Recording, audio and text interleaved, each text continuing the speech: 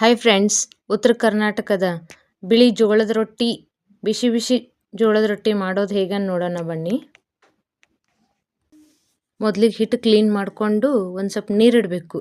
ಜಿಗಿ ಹಾಕ್ಕೊಂಡು ಮಾಡಿದರೆ ರೊಟ್ಟಿ ಮೆತ್ತಗಾಗ್ತವೆ, ಅರಳಿ ಹಳ್ಳಿ ಇದ್ದಂಗೆ ಆಗ್ತವೆ. ಅದಕ್ಕೆ ಜಿಗಿ ಹಾಕ್ಕೊಂಡು ಮಾಡೋದೇ ಬೆಸ್ಟ್.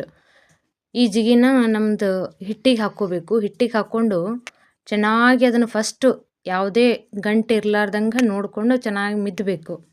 ಆಮೇಲೆ ಸ್ವಲ್ಪ ನೀರು ಹಾಕ್ಕೊಂಡು ನಾದ್ಕೋಬೇಕು. ಈಗ ನಾ ತೋರಿಸ್ತಿದ್ದೀನಿ ನೋಡಿ, ಈ ಹದಕ್ಕೆ ನಾದ್ಕೋಬೇಕು ಚೆನ್ನಾಗಿ. ನಾದಿರೋ ಹಿಟ್ಟಿನಿಂದ ಒಂದು ದೊಡ್ಡ ಉಂಡೆ ಗಾತ್ರದ ಹಿಟ್ಟು ತೊಗೋಬೇಕು. ಅದಕ್ಕೆ ಈ ಥರ ತಳಗೆ ಹಿಟ್ಟು ಹಾಕ್ಕೊಂಡು ಮೇಲೆ ಒಂದು ಚೂರು ಹಚ್ಚಿ ಲಟ್ಸೋ ಮಣೆಯಿಂದ ಈ ಥರ ಲಟ್ಟಿಸ್ಬೇಕು. ಆವಾಗವಾಗ ಒಂದು ಚೂರು ಹಿಟ್ಟು ಹಾಕ್ಕೊಂಡು ಲಟ್ಟಿಸ್ಬೇಕಂದ್ರೆ ಹತ್ತಲ್ಲ. ಈ ಥರ ಲಟ್ಸೋ ಮನೆಗೆ ಹಾಳಿ ಸುತ್ತಿದ್ದೀವಿ ನಾವು.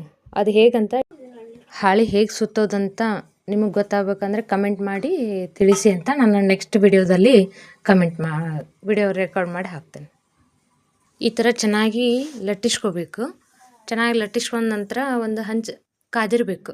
ಕಾದ ತವೆ ಮೇಲೆ ಲಟ್ಟಿಸ್ಕೊಂಡು ರೊಟ್ಟಿಯನ್ನು ಹಾಕಬೇಕು.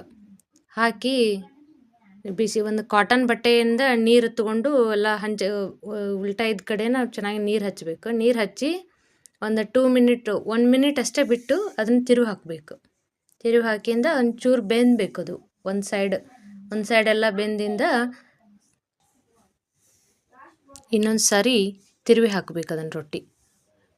ತಿರುವಿ ಹಾಕಿಂದ ಒಂದು ಬಟ್ಟೆ ತೊಗೊಂಡು ಅದು ಈಗೆಲ್ಲ ನೋಡಿ ಈ ಥರ ಹೆಂಗೆ ಉಬ್ತಾ ಇದೆ ತಂತಾನೆ ಪುರೆ ಥರ ಆಗ್ತಾಯಿದೆ.